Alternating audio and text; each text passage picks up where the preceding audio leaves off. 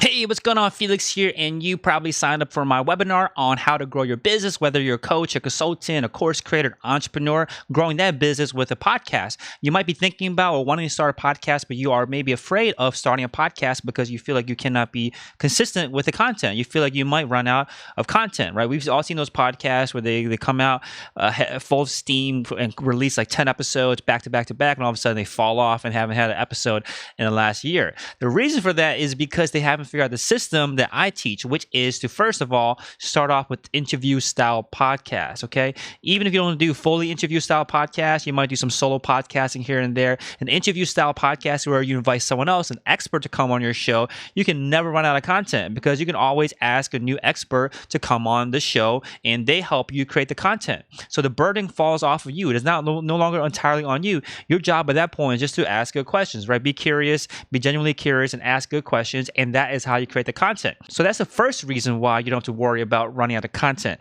The second reason is think about the Bible. Okay, the Bible, the most popular book of all time, huge book, right? According to relatively huge book.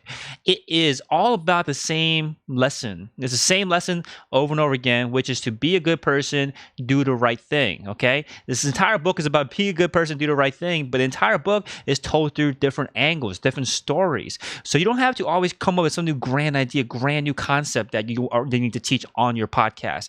The concept, the core lesson is usually like just a handful of things within your niche, within your industry, within your expertise. The fundamentals are always the same. You just got to tell it from different angles, right? That's the entire thing. Tell different stories to arrive at the same kind of moral, same kind of lesson at the end of the day. That's what the Bible does, right? It's an entire book full of stories all leading to the same lesson: be a good person, do the right thing. Now, the third reason why you don't have to worry about running out of content is because of the internet. Think about it. Google, one of the biggest companies, tech companies out there, they blew up super quickly when they first came out, and their entire business is built off of people's questions.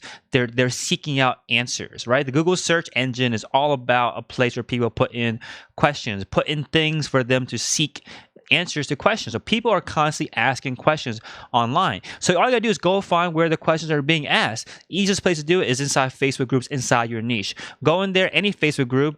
90% of the posts are going to be questions. They're asking questions, asking for advice, asking for tips on things.